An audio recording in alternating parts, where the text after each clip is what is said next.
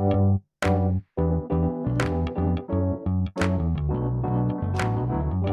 by Riverside.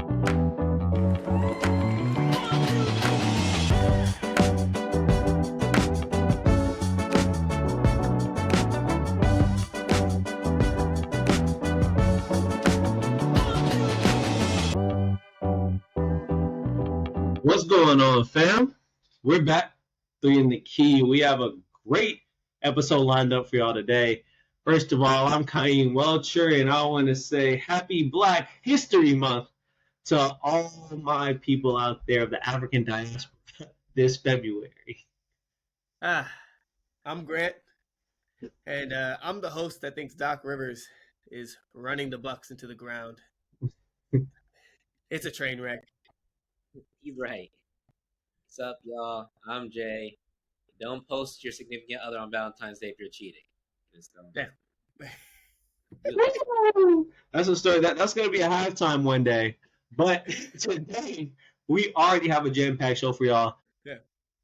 First half, we're going to get into bucket or brick. We're bringing it back. This time talking about the NBA's trade deadline.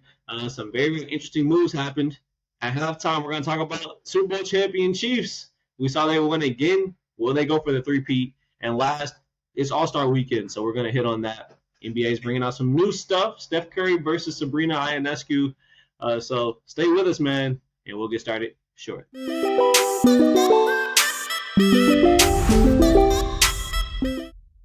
What's going on, everybody? We're here for the first half, and we're going to bring back a topic, a format from our very first episode, bucket or brick.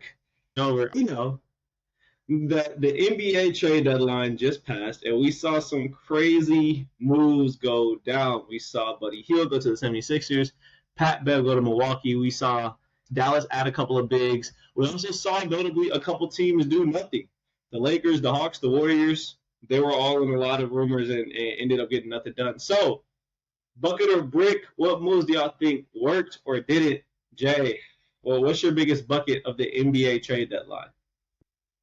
Honestly, I think my biggest bucket is the Mavs. I think the Mavs did a great job by getting PJ Washington. He was a hooper. If we think back to a couple seasons ago, he was looking like a borderline all-star. I mean, he was on the Hornets, so maybe it's fake. Yeah, he got out of purgatory. But, the team was saying they just really wanted to get rid of Grant Williams, and they accomplished their goal. So that's a bucket. Bro, Williams. I didn't know he was from cancer or just they don't like him over there. Right, bro was out of shape. His shooting percentages went down. I don't know, but they sent him to the convict Hornets and told him to send him to purgatory in the convict Hornets. So yeah, bro, that man's career, like, I feel like last year he was an important piece of that Boston squad, and that's interesting. But that Dallas one is a great pick. They also added Daniel Gafford from Washington, and he's a lob guy, defense guy, rebounding guy, and that's the perfect guy to put with Luka. So that just makes sense. Grant, bro, what's the bucket? What's the best move of the trade deadline? I don't want to be Lakers propaganda, but so I'm actually going to choose something different. I think that Knicks trade with Bogdanovic and Allen. I think that's good trade.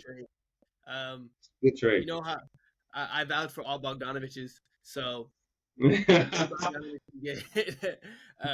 a good pickup. The Knicks got more shooting. They got rid of two low-key bench players that they didn't really need, and brought in some talent, and got my man's Alex Burks out of purgatory finally.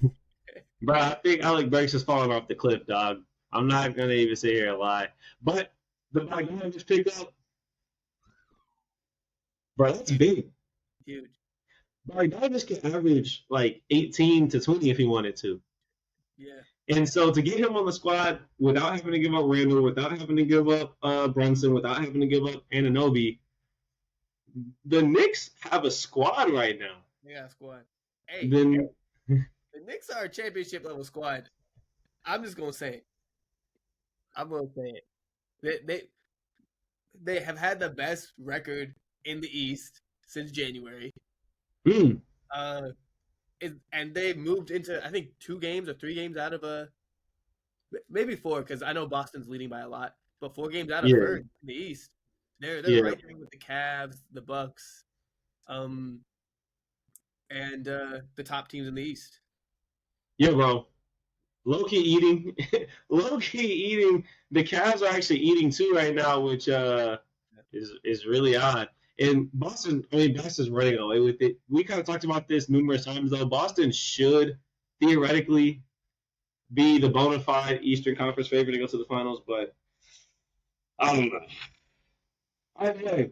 My bucket is simple. I'll be honest. In my head, in reality, my bucket is the same as Grant's, bro. I think the Knicks made a great move to get Bogdanovic, but that doesn't make great content.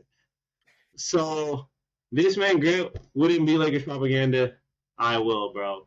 I'm not going with the trade. After the trade deadline ended, we saw luckily after a deadline trade that took Dinwiddie from the Nets to the Raptors. The Raptors cut him because they're not a real franchise right now, and they don't want to pay him his bread. And I think the Lakers got, bro, a solid back, a high level backup guard, bro. Like if he's coming off their bench, that's good. That's a good level backup guard, and I think he's going to make their offense better because, to be honest, that offense right now it's actually been playing better lately. We know the Lakers have been playing better in the past couple of weeks, but to be honest, if LeBron James isn't hitting tough shots, it can sometimes be hard to score. When they put their effort together, which is kind of rare, but they can play defense, but the scoring is kind of iffy. And I think Dinwiddie's going to come in here, bro. He's been averaging 5-6 assists for his whole career. He's going to start him up, bro. I love the Dinwiddie pickup for nothing. We got Dinwiddie for nothing. Yeah. So I think it's a good pickup. I think it'll help so far. And yeah, bro, it'll address the Lakers' weakness. But Jay, you don't like the Dinwiddie pickup, bro? No. Why are you hating on Spencer? Any player that they call Din Shitty, I don't want on my team. Yeah, but bro, that's just disrespectful fans. Yeah, but here's the thing. I would have wanted Dinwiddie a few years ago. This version is Okay. I think we're leaning toward the version of him that is going to be fraudulent like Malik Beasley, and as soon as he gets into a Lakers jersey, he forgets how to play basketball. But we'll see. I'm hopeful. I don't agree, bro. I don't agree. I think Dinwiddie was a top 3 option, probably the second option on that Brooklyn team. And we saw him in the first game. He played his first game already, and he looked good. He looked like he knew what he was doing. He was hitting shots. He was getting assists. Good. So, all right. I was happy. Yeah. Hopefully, right when Bron's on the floor, he doesn't lose all his powers. But I will say it goes like this with Lakers pickups. Yeah, no, don't get me wrong. The Lakers pick up a guy, and we also have to remember this is a guy that a team was willing to just straight cut. Like, bro, you're cut. So they didn't. I'm not thinking that this makes them, a whole different level of team. But I actually do think, because I also think they need some size. But I do think, bro, Dinwiddie's gonna play. Like, we want Dinwiddie instead of I was watching the game. No disrespect, I think he played well. But there's a guy on the Lakers who wears number 4, and he was in the game. And I saw, man, come on, I was like, who is 4, bro? I had to look him up. 4 is Skylar Mays, who was on a 2-way contract and damn near belongs on the South Bay Lakers, bro. He was getting minutes in there. Max Christie, I don't think he makes a lot of mistakes. I think he's mostly a 0. Higa, I think, is getting in there. Cam Reddish, who somehow is actually playing decent, was getting in there. These aren't good players, bro. These aren't championship-level players. And I think Dinwiddie honestly can be like, I think you're on a real championship team, you want him to be like your 4th or 5th option. And I think here he can get the Lakers closer to where they want to be. So, okay, good. We started with the positive, but now it's time for the negative, bro. We know God dang negativity sells. Grant, what was the worst move, or maybe non-move, at the trade deadline? Okay, a move I don't really like or don't really understand, and I'm gonna flat out say it. It's the Bucks move, the move to get Pat Bev. The Pat Bev move. The Pat Bev move. Even though in theory it sounds good, it's like, oh, let's get more defense. I just don't think that's a great move for what they're looking for. The Bucks need, bro, low-key better coaching, better defense, better coaching, but they need defense at all positions. The issue with Pat Bev is, okay, are they going to play him next to Damian Lillard, and then they have two kind of undersized Two guards? tiny guards. That's the issue. And then, okay, we bring him in instead of Damian Lillard, and then they sacrifice a whole lot on offense. And I know you guys heard about the beef. There was the beef between Pat Bev and Dame. Yeah. Watch the beef, but of course that's always an issue when it comes to team chemistry. I just don't understand the move. I just don't think it's a good move, and it doesn't help the Bucks at all. I agree, bro. I agree. I don't go because that was mine. I mean, bro, what are we doing? We got Pat Bev. Pat Bev, bro, Westbrook told us years ago, Pat Bev is just tricking y'all, running around out there. Don't get me wrong. I personally, if I'm at the YMCA, I do want Pat Bev on my squad because I love playing with competitors. And I do think Pat Bev is an ultimate competitor. I do think he'll have probably 5 or 6 games this season where he kind of honestly takes over. Pat Bev is one of those dudes that's honestly not really that good, but you look up and he might take over this game by getting into the opposing team's head, making a couple of tough floaters in the lane.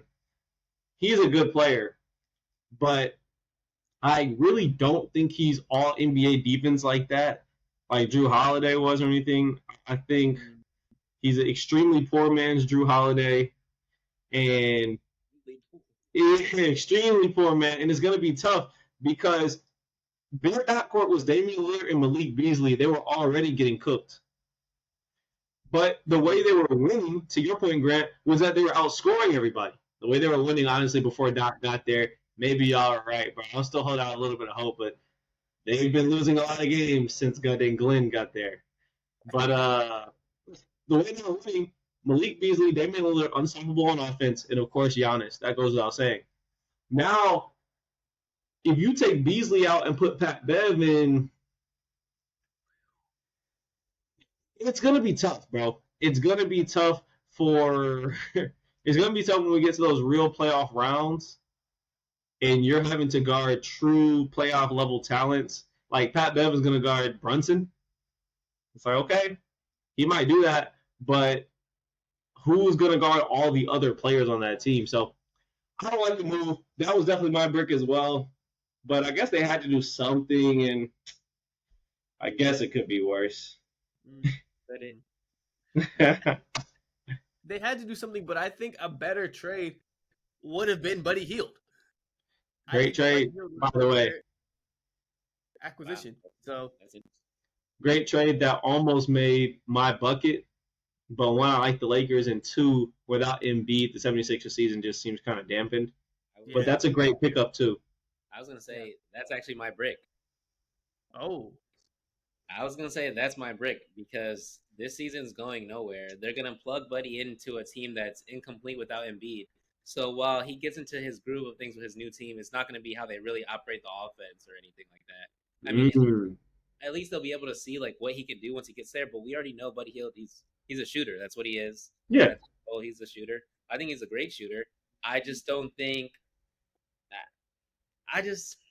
I'm not buying it. I'm not buying it. I think they're the same team. You know, sometimes certain teams make trades, and it's like that's a good player, but I don't think they're that much better. I don't know if they say they're better. We'll have to see when Embiid comes back, what it's looking like. But right now, it's a brick for me. It's like they felt the need to do something because Embiid went down. Because I personally feel like if Embiid's not injured, they don't make that trade. Oof. I don't know, bro. I don't know about that. I feel like Buddy Hield has game-changing levels of shooting. Sometimes. Like, Buddy Hield is one of the elite shooters, bro. You get him in there. When Embiid does come back now, I am assuming that they have I don't know what his contract situation is, but I'm assuming they're going to have him into next year. You get that man with Embiid, bro, it's going to be tough. You can't help off him, bro. You're basically bottom line, you're putting another guy on the court you can't really help off of.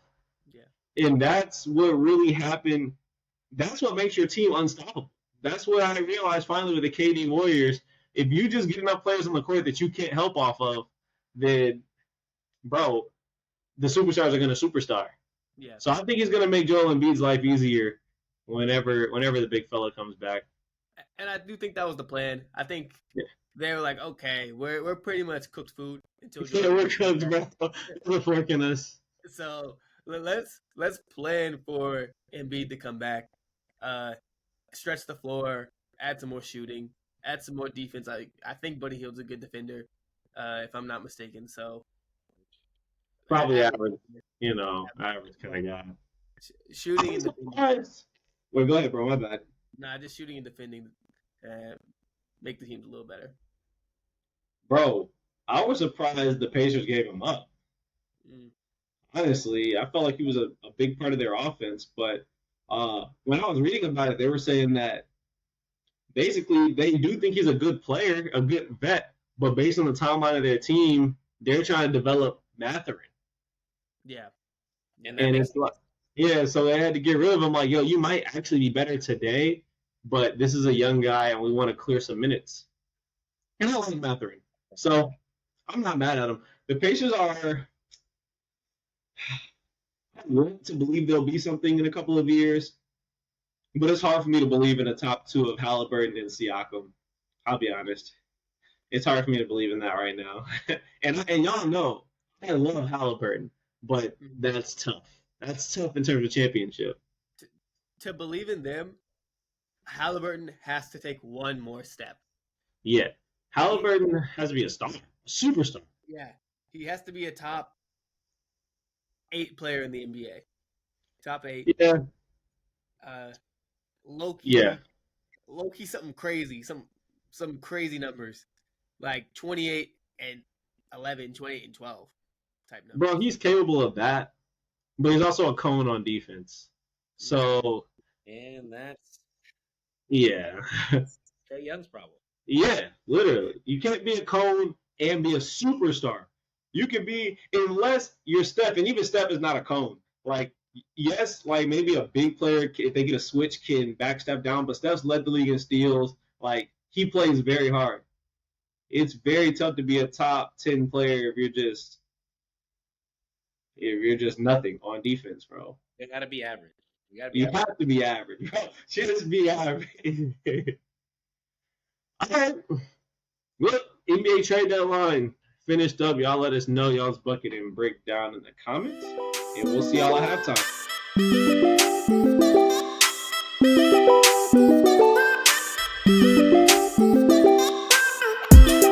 And we're back for halftime.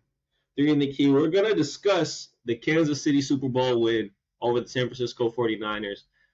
We see Patrick Mahomes, and he might just be trending towards being the GOAT. But first, we wanted to stop and pause and give thoughts and prayers to the entire city of Kansas City, but especially those people that were affected by the shooting at the championship parade. We know that someone lost their life, a mother lost their life, and we want to say we're sorry that happened to everyone there. We want to offer our thoughts and prayers. It's really a terrible situation.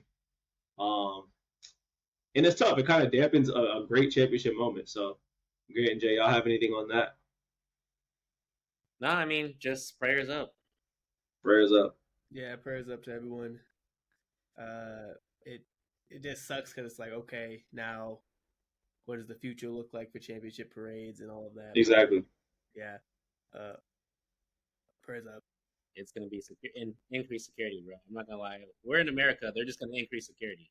We're in America. Fortunately. Yeah. That's what I wasn't supposed to take it this far, but it's starting to become a situation where you can't have big events anymore without being scared. Mm-hmm. I think that's the worst part here. Like the Braves in Atlanta won the championship a couple of years ago, and all I can think about is, what if somebody with the tool just pulled up and decides to ruin the event? Like, it's just a split-second decision. It's happening far too often, bro. We have more mass shootings, which is 4 victims or more, than we have days in the year right now, bro. So I'll stop because this is actually frustrating to me, but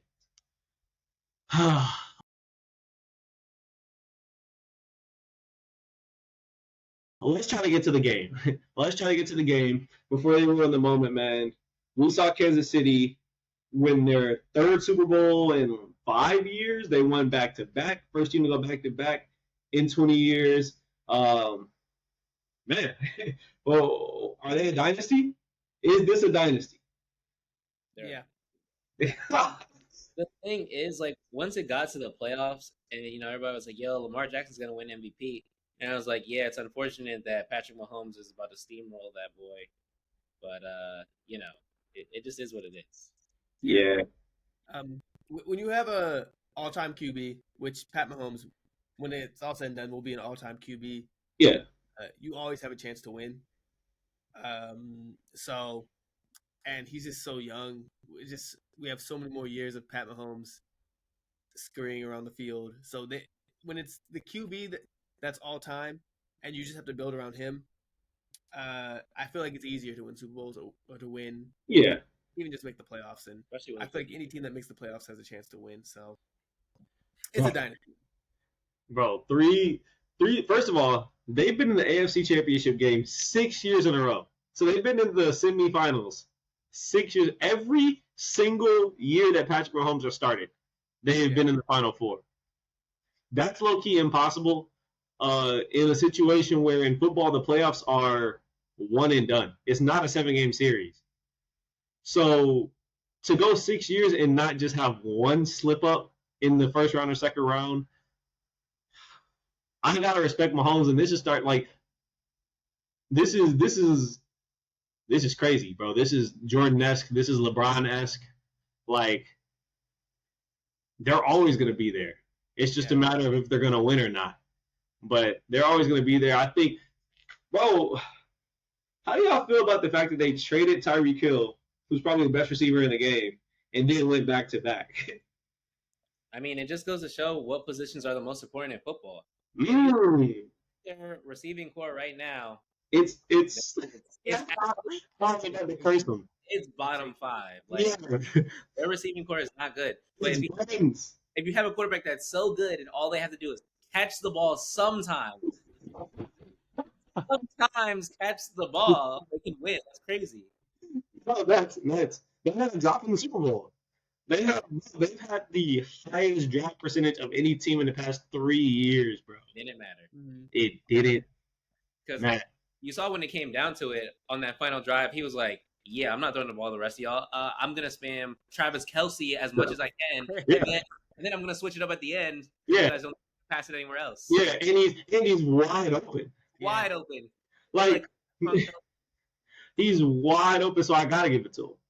My thing about watching Mahomes, especially in the playoffs, and even this Super Bowl, I didn't feel uncomfortable. It always felt like, he kind of had this. Like, when they were down, I'm like, Mahomes is going to walk down the field and score. Yeah. In overtime, Mahomes will score this. Yeah. Whatever happens. Yeah. Like, it's okay. Yeah. Like, I felt like early in the game, when San Francisco was up 10-3 at one point, I felt like if they had scored again, they could have started to put some distance. But he does have that Tom Brady effect where late in the game, once it's like the fourth quarter and they're on their last drive, it's weird to me that they don't score more points, because on the drives that matter, it's automatic. Yeah. It's automatic. So we're going to hit Kelce 3 or 4 times. We're going to get a 2 or 3 scrambles in, and we're going to score the rock. Hey. Craziest thing to me is, hey, man, Cam Newton was right. I agreed with him the whole time. Brock Purdy, game manager. At the end of the day, I wasn't afraid of Brock Purdy marching down the field once. Not at all, bruh. Not at all. I was like, they need to give the ball to Christian McCaffrey. They need to give the ball to the running back for them to win. And unfortunately, that's a cold running back, though, bro. Don't get me wrong. That's a cold white boy. But there's only so much he can do as a running back. Yeah. And I was scared because I was watching the game with my family, and I'm like, when it got to overtime, I'm thinking, bro, we need to say down, set, hand that joint off, bro. First down, second down, third down, give it to McCaffrey. And that does indicate the quarterback. And I think Mark Purdy played decent. He didn't lose him the game, but it was just you know, all the weapons he has, bro. I'm saying if you switch him and Mahomes, that Chiefs team has the first pick. Yeah, come on, bro. Oh, man. They're not worth the Panthers, bro. That Chiefs team has a top 10 pick. Bro, did you see some of his throws? Some of his throws were hitting the feet of receivers. Well, I actually think that the Chiefs' defensive line was like that. I think the Chiefs' defensive line stepped up. But also think about it. And the corners, bro. Their defensive line and their corners are crazy. Yeah. They were strapping them, bro. They were not open. Now, he did miss a couple open throws, but what are you going to do? He missed Debo on a touchdown. That's the one he probably really wishes he had. He missed Debo on a touchdown, and that could have changed the game. All right, this is one thing that I was talking to my mom. She's not happy about, brothers, so I have to get your opinions. Do y'all think that this pop star got too much screen time during the game? They did not spam her as much as they did during the season. I did notice that. Because during the season, if you watch a Chiefs game after they got together, if Travis Kelce didn't get the ball, whether he got the ball where he scored a touchdown or he was coming out the game, they were showing her. Like, oh, Travis Kelce might be injured. Hands to Taylor Swift. Travis Kelce appears to be on the sideline. Hands to Taylor. Yeah, it wasn't that bad, honestly. I was actually surprised. I thought she was gonna have like a commercial, like they were gonna market something for her. I thought it was gonna be an NFL Taylor Swift commercial. Yeah, I thought there was gonna be some I mean, marketing. bro, this is the commercial, bro. This is the goddamn commercial. That's why she's getting shown, bro. What do y'all think the reason is that she's getting shown so much more than, let's say, other stuff? Or even at this one game, like Beyonce was there, Jay-Z was there, Ice Spice was with her, which was cool. LeBron was there. We know the reason. The reason is, bro, she's literally a blonde-haired white woman. What do you want us to say? She's a blonde-haired white woman who's also one of the most successful artists right now. Of course, they're gonna push her. You're telling me, hey, I don't even know if you can say this, but you're telling me Hitler would have loved this? Bro, if you showed Hitler this image specifically that you got up here, yes. He was like, the Super Bowl is good this year. If you show him who threw that man the ball, he would destroy the NFL.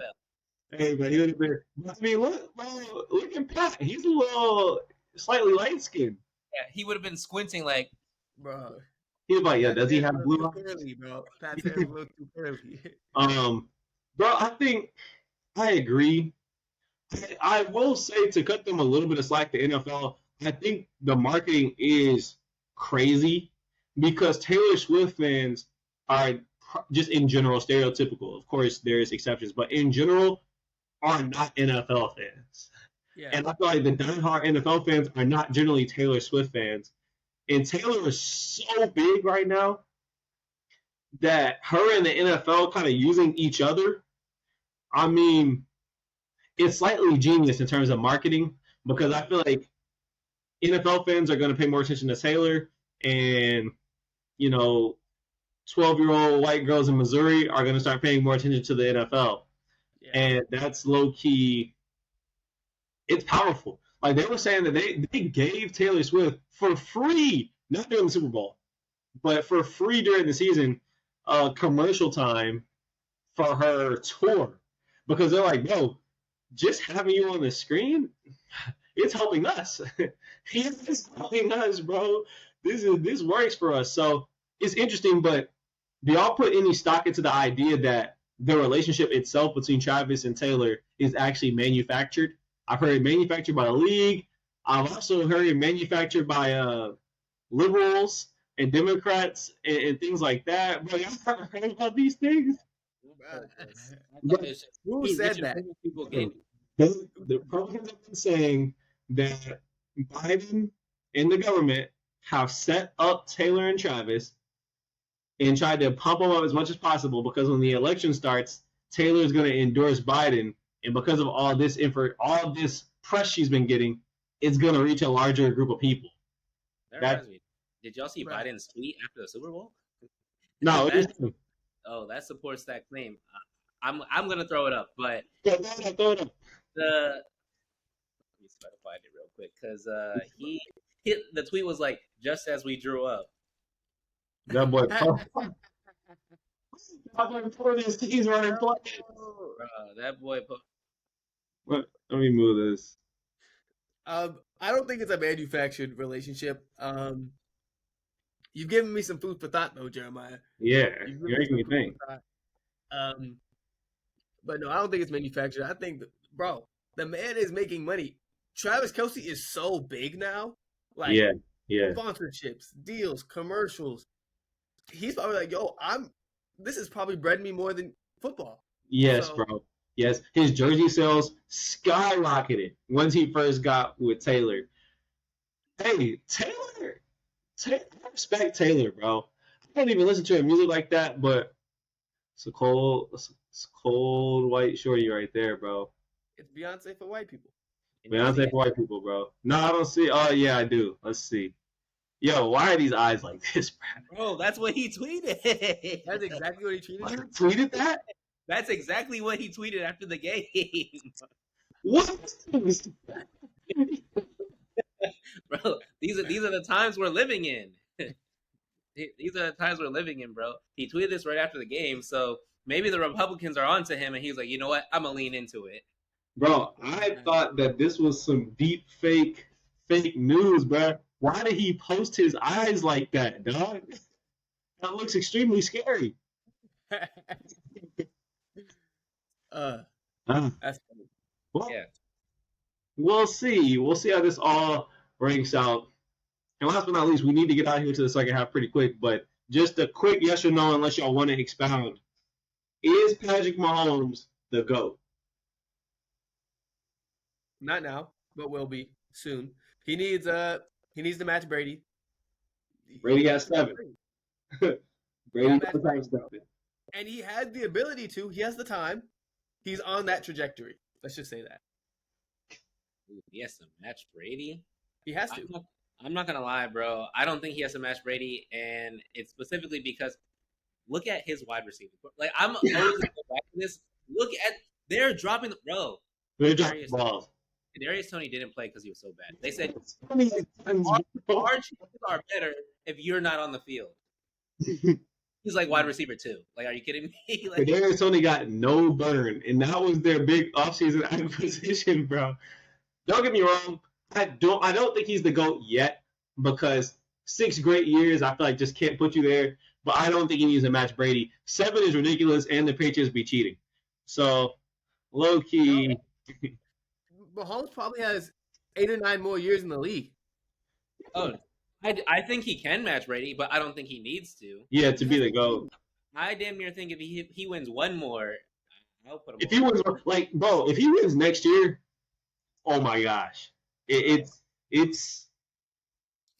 because the ability, bro, like he's running. When you think you have him stop on 4th down, he's taking off. So let's see, man. Wait, there was one more thing. Oh, what's up? Did y'all see what Troy Aikman tweeted about Mahomes? Oh, heck nah. Nah. I don't want to see no more goddamn Cyclops. Let's Superman. so this man Troy Aikman. Troy Aikman was in the booth, bro. He had 20 fingers from the booth. Y'all see? This was an old tweet. They said that, and then where's the updated tweet? Oh, here it is. Is it this one? Patrick Mahomes will go on to earn 100% of Troy Aikman's Super Bowl titles before turning 29 years old. Yeah, I know Troy. Bro, Troy should low-key come out and laugh at himself. Hey, you got me. They got you, bro. He's great. Yeah. He should be like, hey, look, congrats, Pat. Yeah, you should. I doubted you. Oh, yeah. Put him there. Big dog. Because, bro, at this point, out of those two, Patrick Mahomes is the dominant one. Patrick Mahomes has dominated every quarterback except for maybe Brady and maybe Joe Montana. But 3 Super Bowls in 5 years is insane. I wonder when this will end. I don't think anytime soon because I don't see how they could get worse. Like they had rookies on defense. They have no receivers. If Travis Kelce gets injured, I think there will be a shift. Oh, if Travis Kelce got injured, then they're near. I mean, we saw in the regular season they looked iffy, and he was kind of hurt. Yeah. So if he's like actually hurt or like just gets old, Or he might retire. Jason Kelce retired. Like he's a tight end. They retire early sometimes. So Hmm. he's already like 30. So Yeah, bro. Sheesh. All right, Super Bowl champions, Chiefs, yet again. But let's get to the second half. It's the All-Star break, man. We made it all the way to the halfway point, a little bit more than halfway through the season, and we'll talk a little bit about that in the second half.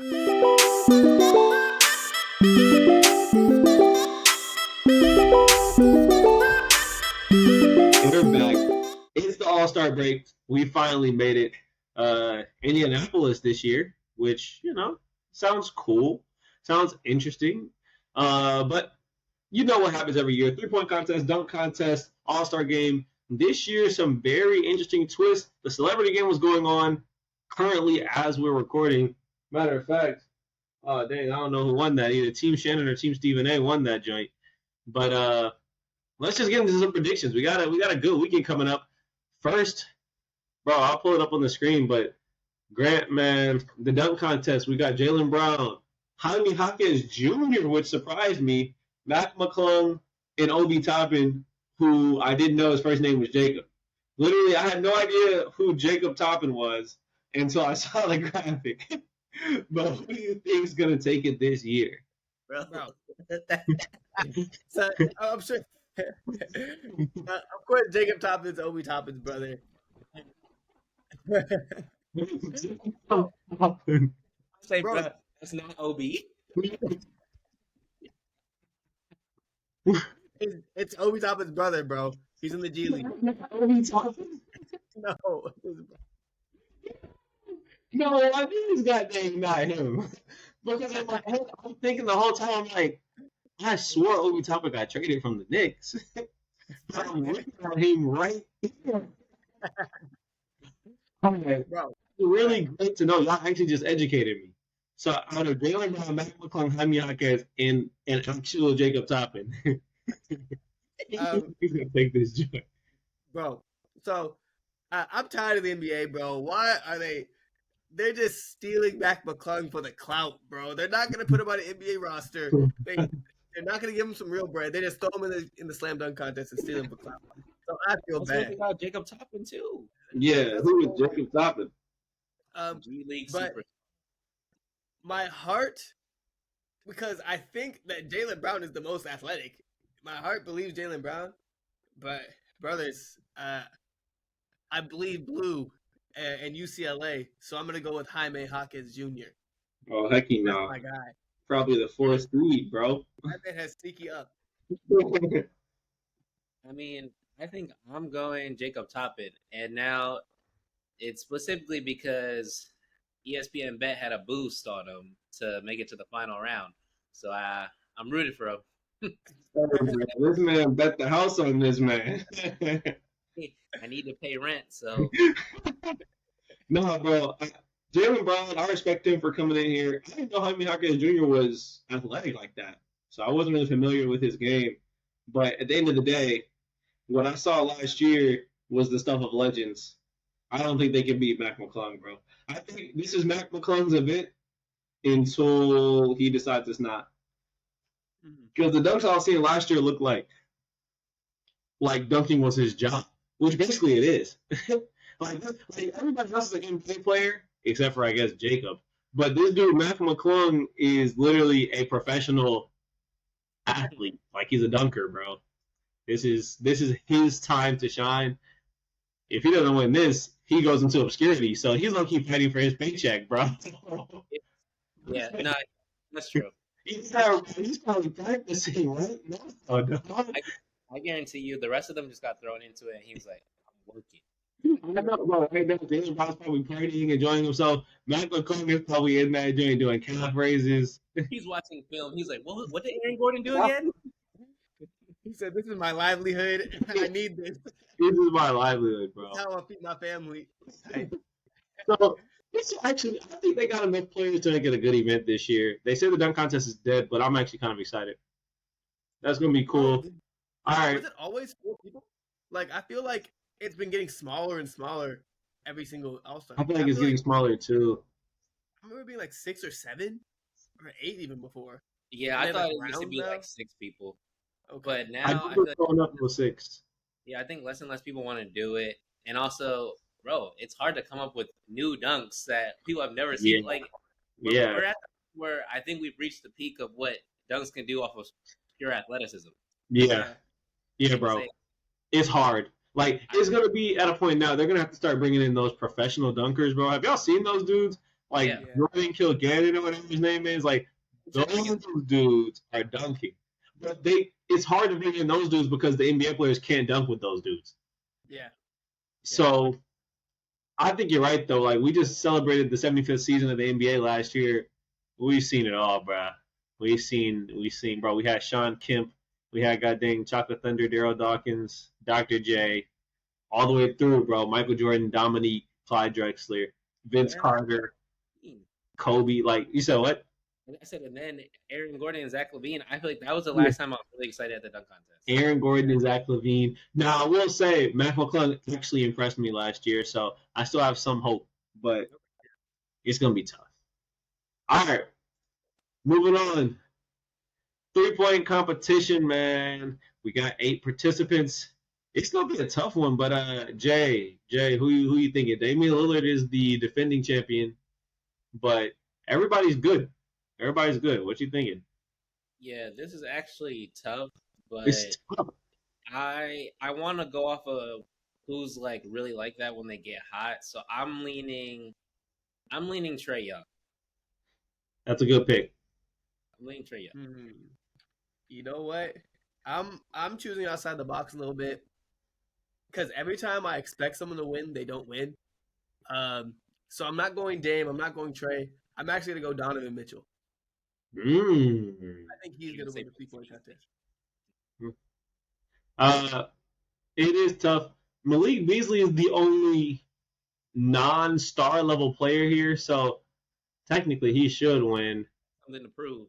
Yeah, he should win, but nah, ever since I saw him stinking up in a Lakers jersey, I don't support Beasley. Nah, I just don't support him because if you're bad, that's cool, you're bad. But how are you bad only on the Lakers, bro? Bad on the Lakers and then good again on the Bucks. Nah, I'm not wishing him success. I'm actually thinking, this is what I thought you were going to go, Grant, when you said you were thinking outside the box. I'm going to go with Cat. I think he cares. Like, I think he probably actually cares about, like, he wants people to respect his name on the 3-point competition. And, bro, he's not down. Like, that man is not down. He's working on this game. No defense. I'm going to say Cat, but this is a field where anybody can win. Like, this is a good, solid field right here. They don't have scrubs in here. Yeah, I miss the days when it was Steph Curry and Klay Thompson, and it Bro. was gonna be a shot between them. Bro. Steph Curry versus Klay Thompson was wild. Y'all remember? No, this is crazy. This is a deep memory. Y'all remember it was Kevin Hart versus Draymond Green? They low key tied. Kevin Hart tied Draymond Green, bro. That's it's not good. You're a pro. You're a pro, bro. Okay, now something very, very, very interesting this year. I applaud the NBA for putting it together. The 3-point challenge. Stephen versus Sabrina. I have no idea how the rules are going to go. I don't know if it's going to look just like the regular 3-point contest. All I know is they're shooting. There's money on the line. Oh, yeah, it says they'll follow standard 3-point contest rules. Starting 3-point contest rules. Steph is going to have NBA 3 with the NBA ball. Sabrina's going to have WNBA 3 with the WNBA ball. And we're going to let the chips fall where they may. What do we think, bro? The best shooter in the NBA history or probably the best shooter in the WNBA right now? Give me the best shooter. Sorry. Give me the best shooter in history. The best shooter ever. The best shooter ever. We That's what say I'm going NBA, but the best shooter to ever touch the basketball. the known best shooter ever. You guys are misogynistic. I do think it's going to be close, though, because she is like that. Yeah. Yeah, she can hoop. But last year, I'm just reading this. I didn't even know this. Last year, Sabrina Ionescu scored 37 points out of a possible 40 in the final round of the WNBA three-point contest, setting a record. Yeah. So, Yeah. She could be like that. But at the end of the day, in the sports world, there's certain people you don't choose against. Yeah. There's certain people you don't choose against. And I love Sabrina, but compared to Steph, she's a young cat. She's a pup. So, Steph Curry. Big guys gotta eat, bro. Yeah, Stephen Curry all the way on my end. That's cool. That's cool. Last but not least, the All-Stars. The All-Stars, man. I'm going to try to get them pulled up. My tab disappeared, but we pretty much know the West versus the East. LeBron's captaining the West. Captaining. They're not choosing anymore. Giannis is captaining the East. That just means they got the most votes. We got Giannis Embiid, who's going to get replaced. Tatum, Halliburton, and Lillard starting in the East. Bron, KD, Jokic, Doncic, and SGA starting in the West. It's a tough game to pick because we don't know how hard everybody's going to play. But based on what we know, what are we thinking? Who's taking the game? I think the West is just more talented, especially with Embiid being out. The West is just a more talented conference. And the Stars, I think, are better. Of course, you don't know how it's going to play out. You don't know who's going to play the hardest, but I have to go with the West, bro. They're SGA, Bron, Jokic. Who else is starting? SGA, Bron, Jokic? Oh, Luka. Like, come on. I was going to say the West has Luka and KD. more of the top two. Luka, KD, they got Shea. Luka and KD, bro. Here we go. I can't show up all at once, but I can scroll through them. Because so think about it like this: if you're thinking of the NBA like MVP conversation, who's in the MVP conversation right now? It was Embiid, but he's out. So now it's on the right. Shea, Jokic, Luka, and that's pretty much it, bro. Tatum. Yeah. Yo, Tatum. I mean, I know. Yeah. I know, but like, he's on the best. If they used to go by the old rules, best player on the best team. Yeah. Who's not best player on the best team? And bro, and their record is dominant. I was arguing with Grant about this the other day. They haven't lost double-digit games. They've lost as many games as the Pistons have won. That joint is crazy, bro. That joint is disrespectful. I do think, man, it's just so tough. Here come the reserves. It's like, look at this. This is the reserves. Yeah. The reserves is Steph Curry, AD, bro. Yes, bro. They now think about it. Kawhi Leonard. Yeah. Dang, I actually wanted to choose. I wanted to choose the East because I'm from the East. I believe Giannis plays hard, but the West is insane. Like Kawhi, Paul George, Kat, Anthony Edwards, Anthony Davis, Steph Curry, and Devin Booker. Everybody on their team has probably or will probably start an All-Star game at some point in their career. Like everyone, bro. Versus the East, where they have some guys that I don't know, bro. I don't know. Like they got guys that got injuries, like bro. They got guys that are giving you 20. Yeah, they got Scotty Barnes in there, who's a good player. They got Paolo. Bam's actually a really good player, but yeah, after looking at this, I think the only hope for the East is that they play a lot harder. But here's the kicker, guys. The East is being coached by Doc Rivers, so I will bet against that no matter what. Yo, y'all hate Doc Rivers. In conclusion, they will blow a lead. Could be wrong though. winning, and then Hey, hell, Jay, They won't. what that quote Phil Jackson said, bro? He said, "They know how to lose." They know. Ah, all right, man. That brings us to the end of the episode. We appreciate y'all making it all the way here. Let us know who y'all think's gonna win, man. Is Sabrina gonna overtake Steph, the greatest shooter of all time? Can the East upset the West? But that's about it. We'll see y'all next time. Peace. We appreciate y'all staying with us for the full episode, man. If you made it this far, you're very special to us.